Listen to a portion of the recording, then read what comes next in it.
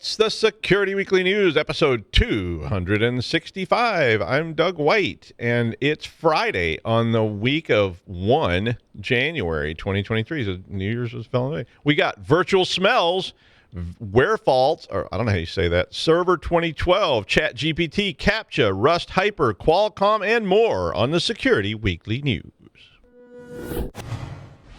This is Security Weekly, for security professionals, by security professionals.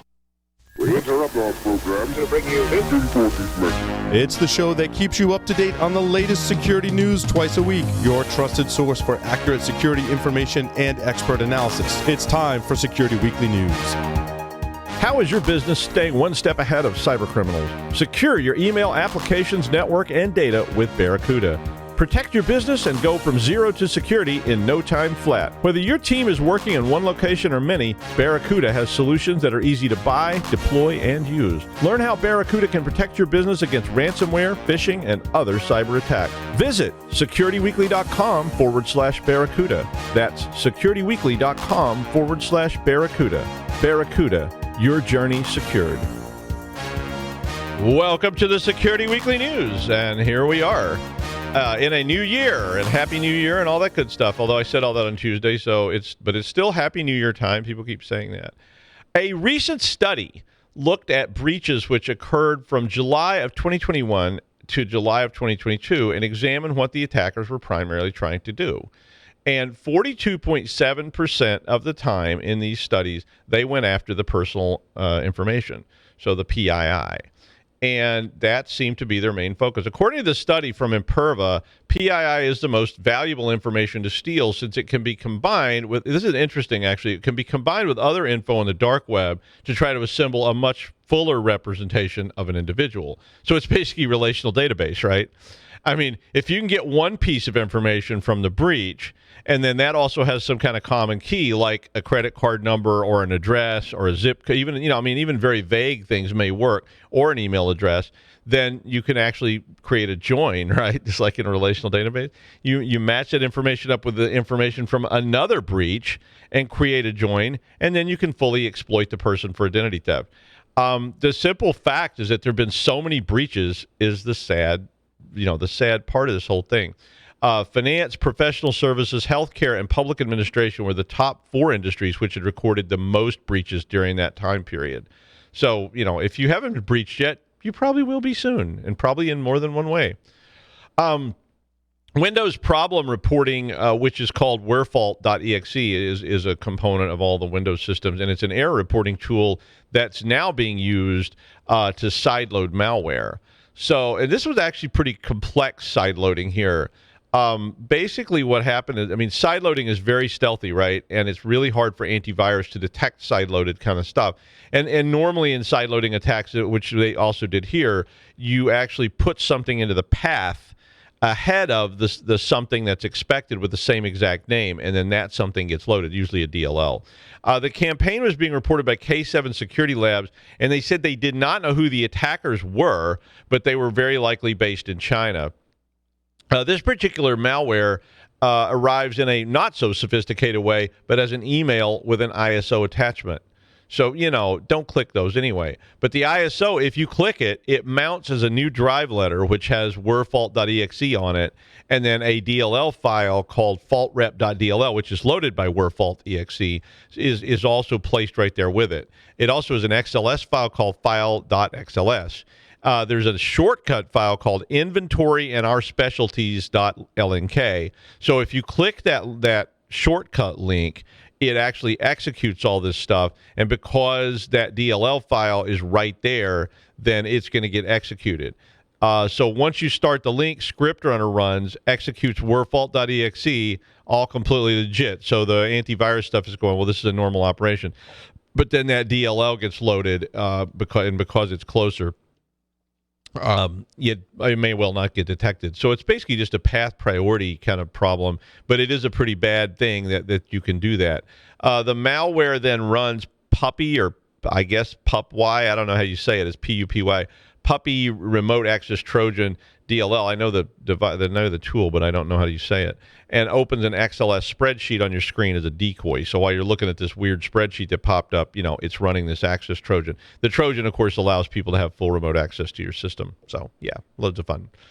Microsoft announced the end of mainstream support more than 4 years ago for Windows Server 2012. And I mean, it is called Server 2012, for a reason. But they reminded all the customers, and I'm reminding you again, that are still using Server 2012 and Server 2012 R2, that extended support for all editions of the product will end on 10 October 2023, sort of. Customers were advised to either upgrade to Server 2022, which I'm still in 2019. I haven't upgraded to 2022 yet. Migrate to Azure, which was what they were recommending. That's their cloud base. Or purchase an extended service plan before the end date. So they are going to actually continue to support it, I guess. I mean, that's what they do, right? They say that's ended, but then they offer to sell you an extended service plan. After the date in October, you will not get security updates, non-security updates, well, pretty much anything. You can, however, purchase up to 3 more years of extended updates, which will last until October of 2026. Azure Virtual Machine provide 3 years of extended security updates as well, that I think is included with that subscription. Server 2008 R2, that's a classic. Their extended service updates are actually going to reach end of support next week. So if you're still using 2008, you might want to seriously consider maybe an update or something, because you're about to actually run out of it, even extended security updates as of next week. The New York City Department of Education has banned the use of ChatGPT by students and teachers in city schools, saying they're concerned about its use hampering learning and leading to misinformation. So I think part of this was about that they're really, really worried about these bots being, I mean, part of this worry, of course, is plagiarism. So they're worried about the fact that students are going to tell ChatGPT, I need an essay, write the essay for me. And I've already seen numerous articles about, beating ChatGPT, requiring students to handwrite. And I'm like, you don't think the students can then just copy the thing? I mean, people are always going to cheat.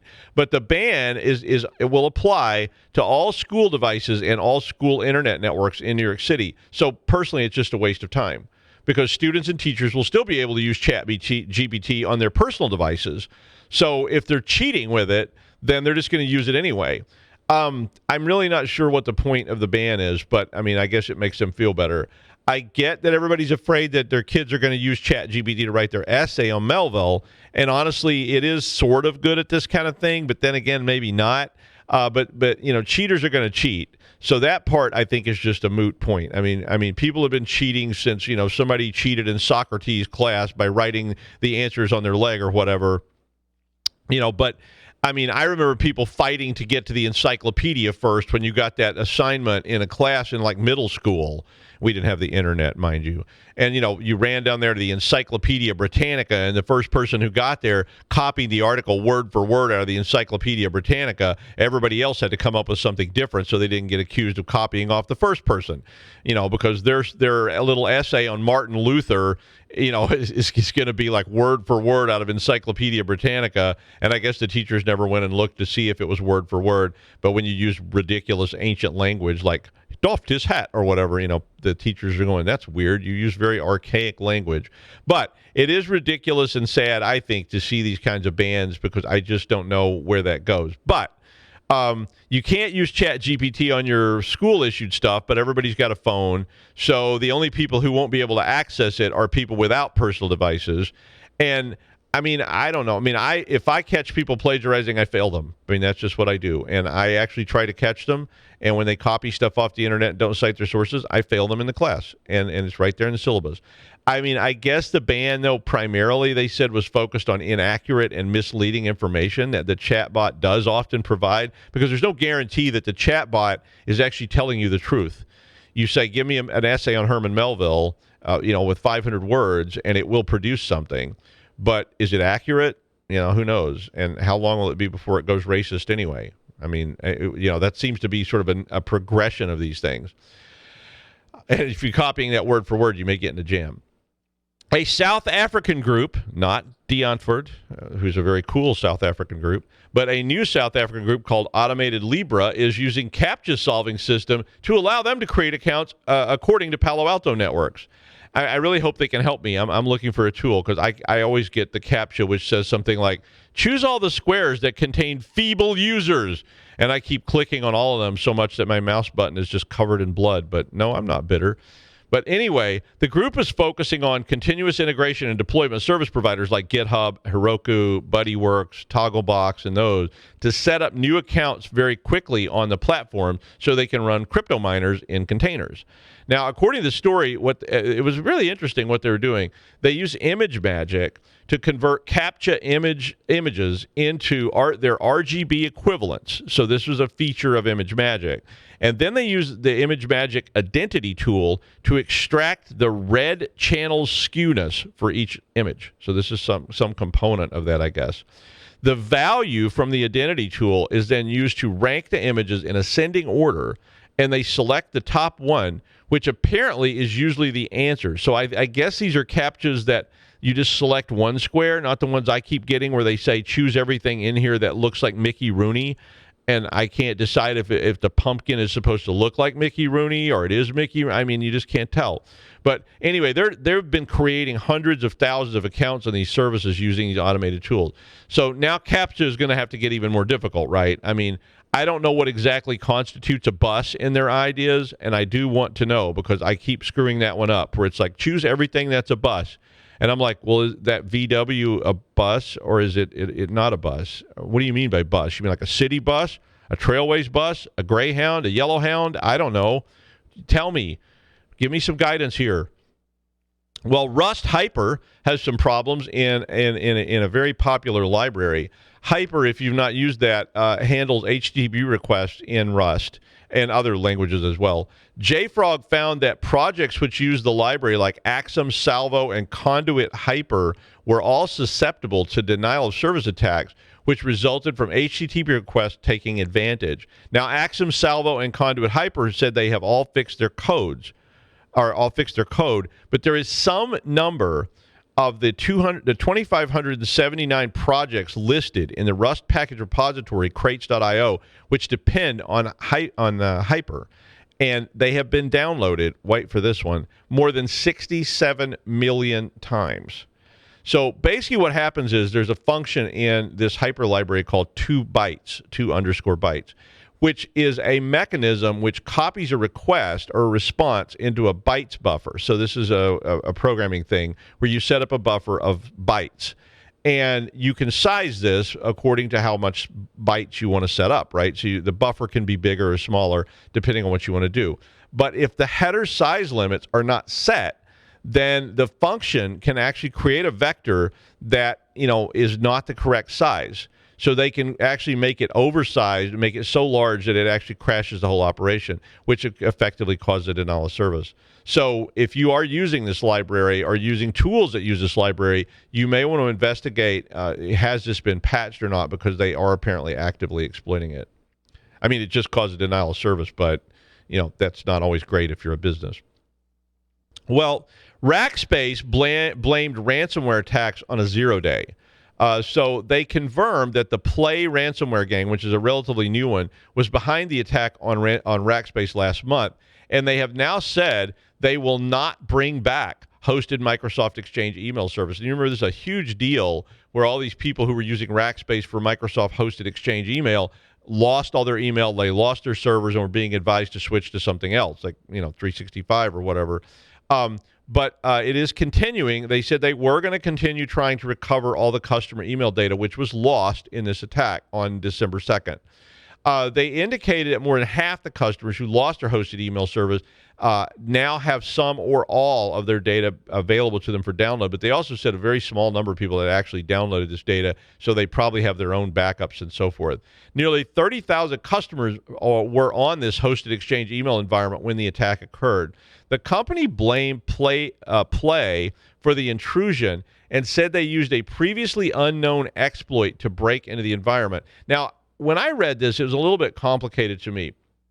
it sounds more like it wasn't an unknown exploit as much as it was an exploit that was not known to do what happened here. CrowdStrike was involved in this and was doing all the analysis and said they discovered this new exploit while investigating the attack.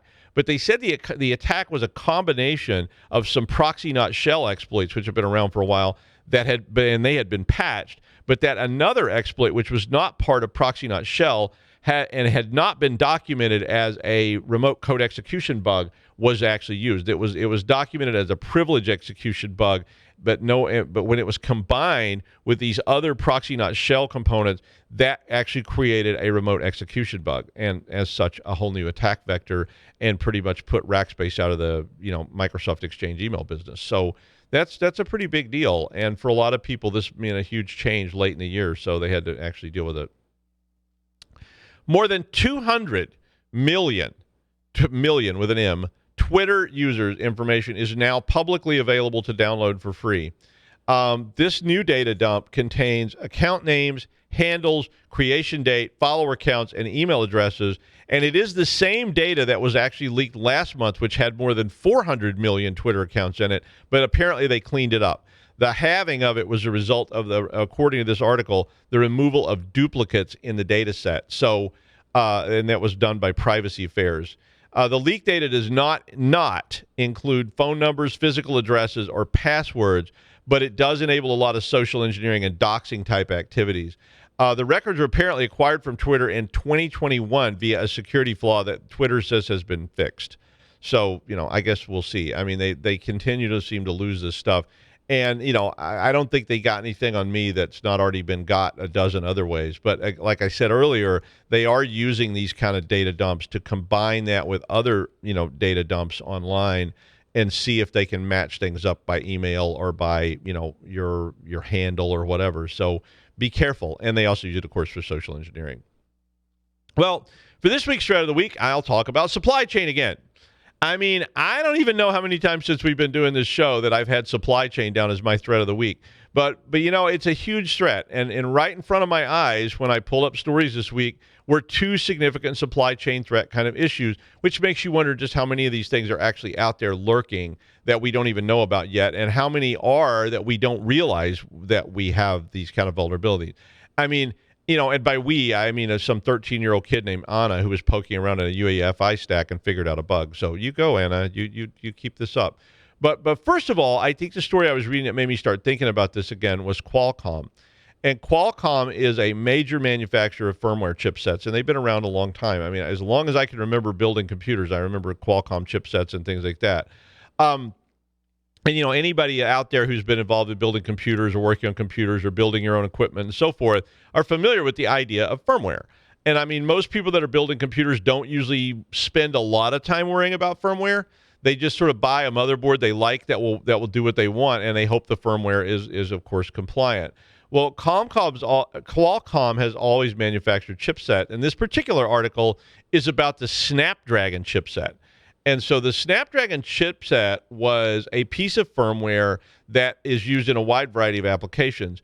And in January, they released, so just recently, because January just got started, right? They released a security bulletin that listed 22 separate software issues related to the Snapdragon chipset. There were bugs in automotive components of this, power line communication firmware tools, and anywhere this chipset gets implemented. So it could end up being in a thermostat. It may end up being in a blast furnace at a factory. It may be in your car. It may be wherever. But in this case, it's in some power line communication components, which is always scary, and it's in some sort of automotive system. They had a picture in the article of something called Snapdragon Ride Platform Ride Vision, which looked like it controlled maybe cameras in a car because that's what they were showing. Apparently, this platform was going to be released for motor vehicles starting in 2024, so it's not even out yet, and they're finding all these problems with it. All these vulnerabilities were rated high or severe, so it's not just that weird esoteric stuff. It's things that could actually result in massive compromise. So I really think these had the potential to have a significant impact because they're so pervasive and sneaky, and they're underneath everything, and we don't necessarily know what chipset is running all the stuff around us. I mean, I don't know what chipset's running the soundboard or these cameras or whatever. So even if the impact's only economic, if you have a chipset that's used in a blast furnace, and some of us have certainly been in this kind of scenario where you go to the owners of the steel mill and you say, that chipset is this, and it needs to be updated, and it could have an impact all the way from the bottom of the stack all the way up to, like, say, a GUI that runs the blast furnace. And, so you maybe can make that change quickly. Maybe it's something that you just literally plug something in and do an update. But it's not usually that simple with things like blast furnaces because you don't know the impact. So maybe you can't just update it. And maybe somebody like me comes out and says, well, you need to update your equipment because you've got a huge vulnerability here. And they say, well, we've done some testing, and the next off cycle of the blast furnace is in 2 years. And you're like, what? Yeah, we don't shut down. We run 3 shifts a day, and 2 years from now we do an update that's when we'll do the patches. So, right, sure. And, and if it is even just like a PC and you go in and flash it, think about that. I mean, in the modern age, it's still a big deal. If the power fails during that update, you can brick the thing and on and on and on. So you can't necessarily just do that, and you can't necessarily just do that to every sort of equipment that exists around. And I mean, on an airplane, you can't just jump on the plane and say, here, I got a USB stick. I'm going to update your firmware. You have to get the FAA to approve it. The airline has to test it. They have to make sure it's not going to impact all this other equipment. And you're going to have to probably take the plane out of service for a couple of days. And we all know how much fun that is with air travel. So you update the chipset. Maybe the operating system doesn't load anymore. Maybe the operating system needs to be reinstalled. All those fun things that we've all been through when we did firmware updates, at least I haven't had much trouble with them recently, but in the old days, or, it's just like there's a component in the system that just seems to have a curse on it. That sound card never works again because you patched the firmware. So, these things are very serious, very severe, very dangerous and scary issues. And, this is just one of the stories that came out this week that's a complete supply chain nightmare. I mean, if that update causes that robotic arm that feeds the furnace to fail and go crazy, it's not just as simple as rebooting. And that's how you get Skynet, right? So the second story that we had this week about it was, I did it on Tuesday, so if you want to check it out, you can find the link on the Tuesday show, but was about PyTorch. And PyTorch is a library in Python that you install with pip, or I think you can install it manually. I think I installed it manually once because I was trying to use PyTorch and I couldn't get it to work somehow with pip. But it's used for machine learning and writing your own chatbots, which is what I was fooling with, and all kinds of fun stuff. And I played with the chat. And like most things, it had some dependencies. And like most everything else, when you install it, you're just wanting to get busy writing your code and setting up your chatbot. So you install the library dependencies that it has, and those libraries have other dependencies. And, next thing you know, you spend all day installing dependencies, and this needs this, and this needs that, and you put another piece of software in, and you downloaded this tool, and on and on and on. And, it turns into that horrible, I was just going to install this and then get something done. And now 2 days later, I'm still sitting here trying to figure out what these dependencies actually mean. But regardless of that, it's a huge issue because PyTorch had a dependency library called Torch Triton, I think. Either that or it was Triton Torch. I think it was Torch Triton. But it's a dependency that most people are just going to say, yes, install all the dependencies. And when you did that, that secondary library had been injected with malware. And, and these dependencies may not come from IBM engineering. I mean, this is some guy named Sid posted this somewhere on PyPy, and it was in a GitHub. And then they used that in another GitHub, and Sid used 2 other libraries that some guy named Bernie wrote back 7 years ago, and he, had his own problems. And all this stuff just kind of flows into one big, horrible, seething, oozing, greasy lump. And all that combined with firmware and such starts to get really, really scary to me. So I think, based on all these stories that we see every week, and I mean literally, I could put up a story about supply chain issues, every week, maybe every day of every week. Whether you're going back to solar winds or all these UEFI issues we see all the time that Paul likes to talk about. I think we, and by we I mean the security industry, are going to have to start working to build better assessment models, not just of tools, but of the whole supply chain related to those tools. I mean, a lot of organizations can't even seem to tell you where that 2621 router is physically located. I've had that many times. I go, where is this router? And they're like, oh, I don't know, somewhere in the building. I mean, that worries me, right? Because when an announcement's made that a Qualcomm chipset has a vulnerability, I wonder how many companies you could walk into this morning as an auditor and say, do you have any Qualcomm Snapdragon chipsets? And they're going to look at you like you're crazy. And if they do have them, and I even know they have them, how do they patch this? And the answer is it's going to be a problem. So I think in the end, we're going to have to do a better job of pressing really hard to get these kind of understandings in place. I mean, I've been saying that for years about physical topology and virtual topology. So, companies should know what they've got and where it is and what version it is. And there are tools to help with that. But we're going to have to get an even bigger picture on this because, things like the software bill of materials don't really solve this. I mean, they start to lean that way, but they don't really solve it, right? I mean, so we're going to have to get on this. And by the way, as you do your startup for this, you can send me some free shares. Thank you very much just for that idea. And when you sell it for $30 billion, remember your friends here on Security Weekly, right? And finally, a Vermont-based startup is looking to add. This was killing me. They're looking to add something called OVR technology to virtual worlds.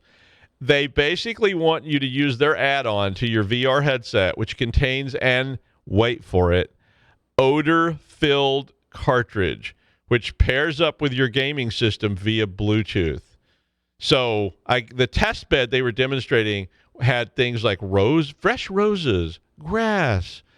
Yeah, right. You know where this is going, right? I mean, I guess that would in some way enhance the experience if, you walk past a bakery on Prince Street in Boston and it smells like fresh bread. I mean, okay. I've had that experience and it's pretty nice. But, is there going to be like a virtual subway where they dump hobo BO on you? Or you have to buy really good tickets to the virtual concert? Or you'll unfortunately have to stand really close to the portable toilets? So you get the full sensory experience of urine, vomit, and portable toilet odor, whatever you want to call that. I mean, I even was thinking you could add a skunking type attack in video games, right? So like some horrible odor that like blasts you right at the key moment when you're trying to press all the buttons in the right sequence and you're gagging because it smells so bad. Like I'm thinking like a big pile of rotting diapers on a hot summer day, blast you right in the face right as you're getting ready to try to do that thing. Smell-o-vision, here we come. And that's the news. We'll see you next week on the Security Weekly News.